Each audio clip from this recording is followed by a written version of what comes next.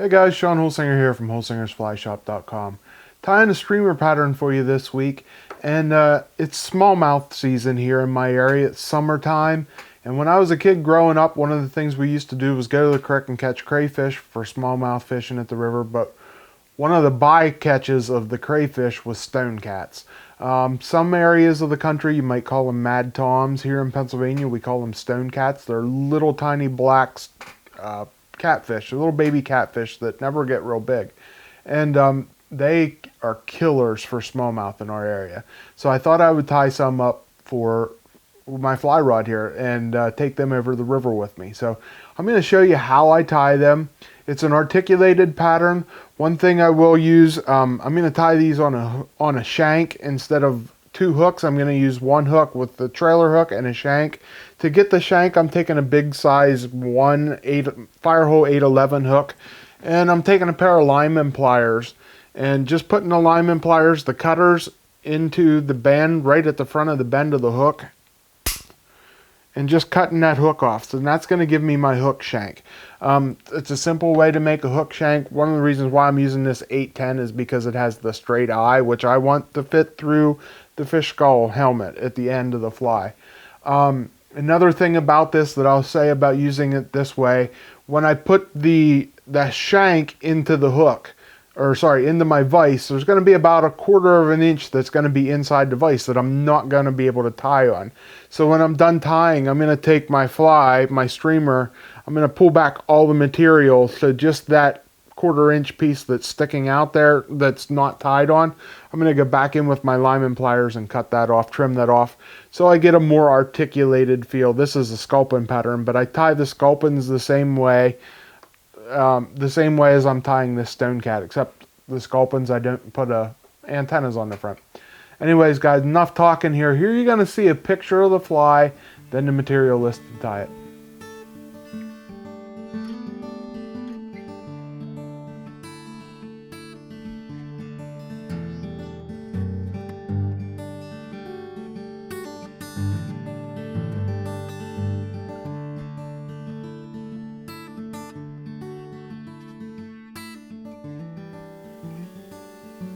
Okay, here you can see is another look at this fly before we get into tying it here. Now, for the first hook, we're going to use a Daiichi 2581. It's a specialty hook. It's a circle hook. And this is going to be our trailer hook. What we're going to attach to it is a piece of black Zonker strip. You can see there's a leather side and a hair side. And I cut this off in about a 2-inch long strip. And I want to come back about 1/4 of an inch in from the very back, and I want to punch through the middle of the hide there. So I'm just going to go the whole way through that hide, run that hook the whole way through, and this is going to go out over the front of our hook like this. But to do it, first we're going to turn it and get it out of the way, and I'm going to attach some thread right behind the eye. So I'm going to wrap my thread on there, get it started on behind the eye, and this is going to give you the articulation. So after I get that on there, I'm going to pull this up as tight as I can get it, and then I'm going to stroke these fibers forward so I don't trap any. I'm going to get as many as I can forward right where that tie-in point is. Once I get them up there, I like to take my fingers and wet them just a little bit just to keep them out of the way. And then I'm going to tie it in right behind that eye. So I'm going to make a couple wraps there, and I'm going to go in front of the leather, and then back over and back in front of it behind the eye again. So once I get up behind the eye, I'm going to tie it off by switching back and forth between in front of and behind the leather there. You actually kind of lock it in place. So I'm going to make a nice whip finish on there, cut my thread off, and then I'm just going to pop this upside down, put a little dab of Solarez Bone Dry just to make sure I lock it in place. Hit it with my light. Next thing I'm going to add on here is a piece of 50-pound braid. This is a Seaguar. This is just bass fishing line.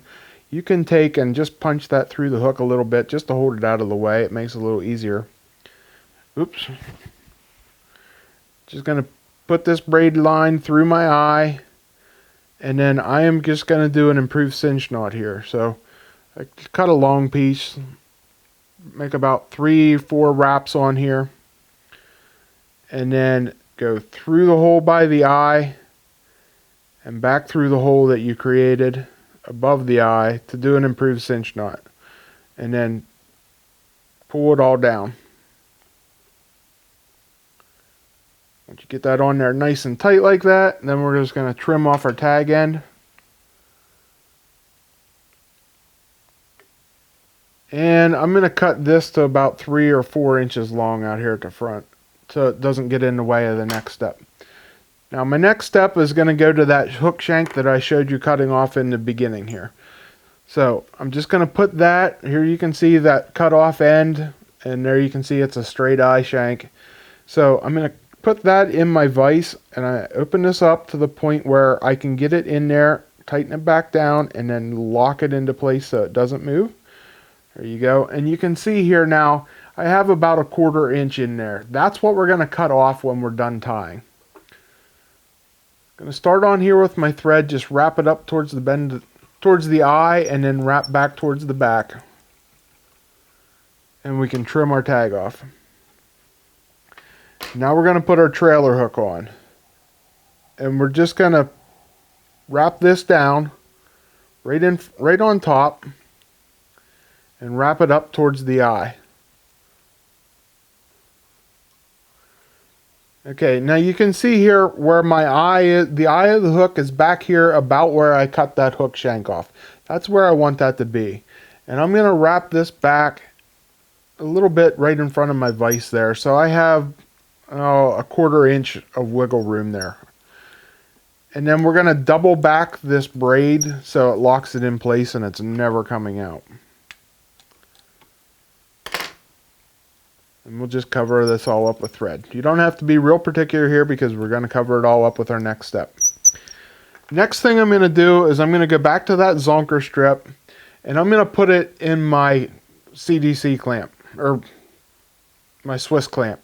I'm going to cut off the leather on the top so it's all hanging in there, and I'm going to make a dubbing loop. You've seen me do a dubbing loop 100 times on my channel, so I'm not going to get real particular with it on this very long fly.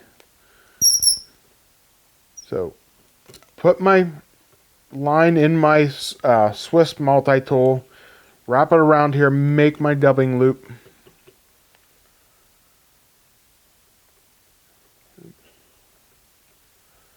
And then we're going to open up our thread, split it in half so we get 2 pieces of thread there. Going to put our tool in the middle, clamp down on our rabbit strip there, and pop our thread out. And you can see it's right on the edge. I don't want a whole bunch sticking out the top. I want it all to be on the bottom there.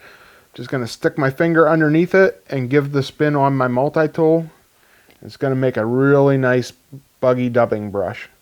So once I get that spun out there, I'm going to start wrapping this up the hook shank. And as I wrap it up, I'm going to pull the fibers backwards, trying not to trap them. And just make a really nice buggy body on this fly. Don't have to get real close. You want it to go the whole way up the hook shank. So you can spread your wraps out just a little bit if you need to get up the hook shank like I did there. And then once we get up the eye, we're going to tie it off. And then we can trim our dubbing brush off. Alright, next thing we're going to do, I'm going to take these fibers, I'm going to stroke them down on each side, half on each side, and then we're going to come over the top with our back piece here. So we're going to attach our trailer hook onto the front of the fly, right up here by the eye. And we're going to tie that down. That gives our back on the fly, and then underneath there's our body. Now we're going to put some fins on this fly. And for that, I cut about 1/4 to 3/8 of an inch long strips, which I'm going to tie 1 on each side. So I'm going to tie 2 fins on here, 1 on each side. And like I said, they're going to be about 1/4 to 3/8 of an inch long. And we'll see here, it'll give me a side profile, or a top profile, I should say. Once I get one on each side tied on, or you see when I turn it upside down, or turn it on its side for you there, it gives you a nice wider profile. So that's what we're looking for. Now we're going to take my Sculpin helmet. This is a large black one. And I'm just going to bring my thread down out of the way a little bit. And I'm going to make sure I can get this on. So I want to make sure I have enough room to get it on. And I want it to come back over the eye a little bit there, as you can see. I need to tie some antenna on here. So I want it to go a little bit behind the eye, just like you see it is right there. And that's pretty tight on there. So I like that. I'm just going to add just a couple more wraps of thread. And then whip finish it off.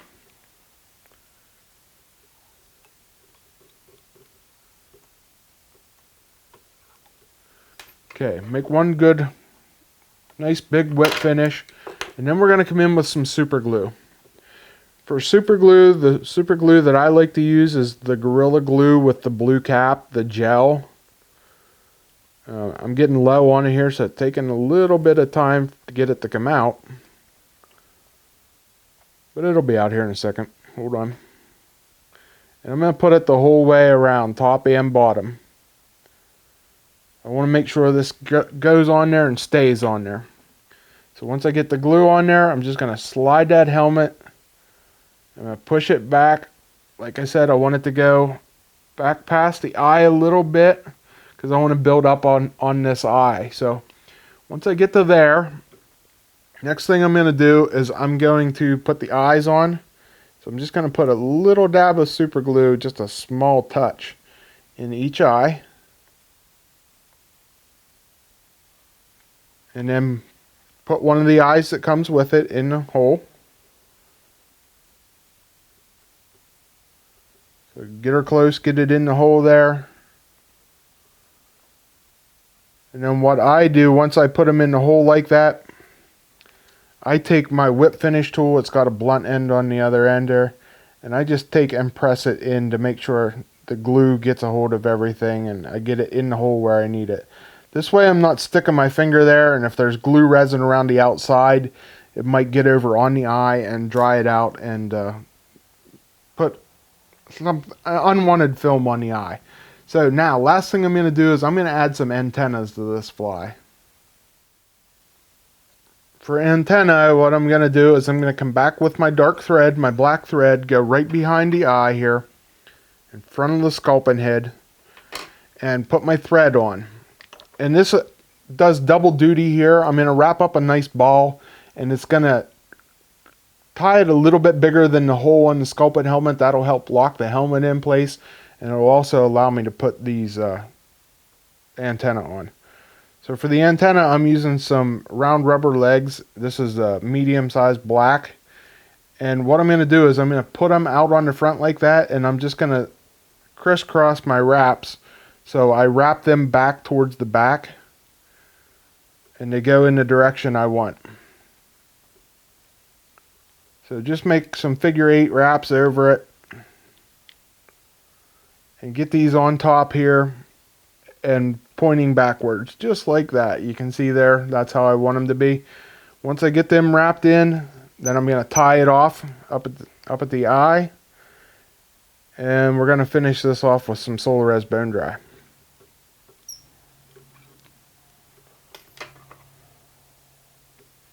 Alright, last thing we need to do is put some Solarez Bone Dry on here. Also, while I do it, I put Bone Dry over the eyes. That helps lock them in place too. Just an extra protection to keep those eyes from popping out. So I just cover the whole head and eye area with Bone Dry. And then I'm going to put on my thread wraps and on that rubber leg. So this will... I'm going to hold these where I want them to go and hit them with my light. Oops.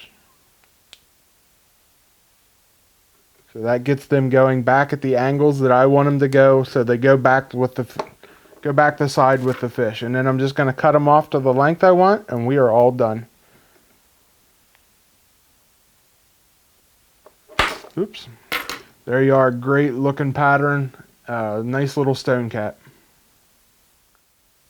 Okay guys, hope you like this cool little catfish pattern.